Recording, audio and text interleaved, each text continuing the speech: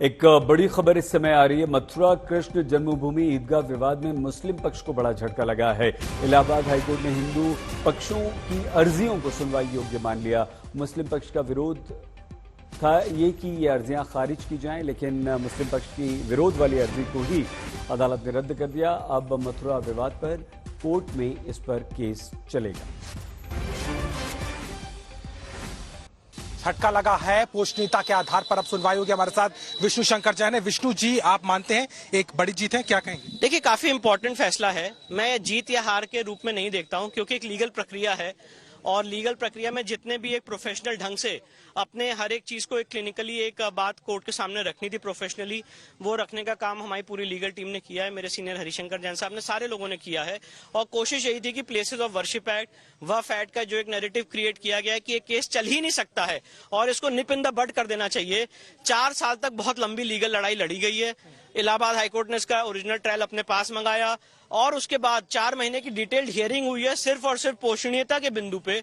और आज बहुत ही एक मैं कहूंगा इंपॉर्टेंट फैसला लॉ के इस स्फीयर में, जहां पे एक भ्रम फैला हुआ है कि इस तरह के मुकदमे फाइल ही नहीं हो सकते हैं क्योंकि प्लेसेस ऑफ वर्शिप एक्ट है।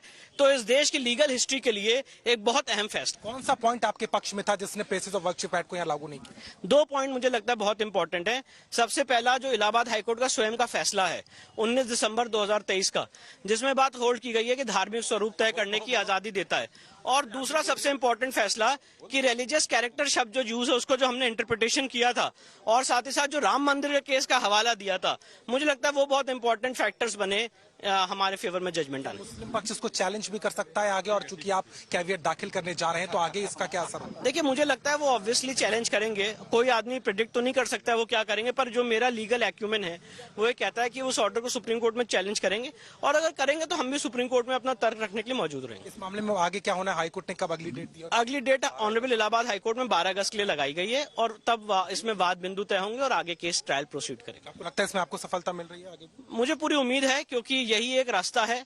मैं एक सवाल अपने आप से पूछता हूँ, इस तरह के डिस्प्यूट्स कहाँ सॉल्व हो सकते हैं? क्या सड़क पे सॉल्व हो सकते हैं? क्या पार्लियामेंट में सॉल्व हो सकते हैं? एक ही जवाब हो सकता है कि कोर्ट्स ही इसका निर्णय दे सकती हैं। तो जो अप्रोप्रिएट फोरम था, हम वहां पे मेहनत कर रहे हैं और मुझे पूरी उम्मीद है कि जो अन्याय हुआ है उसको हम रेक्टिफाई करने में सफल होंगे। बड़ी जीत मानेंगे या एक कदम पास मानेंगे? एक कदम पास मानूंगा, एक कदम आगे बढ़े। अभी तो लंबी लड़ाई आगे बाकी है।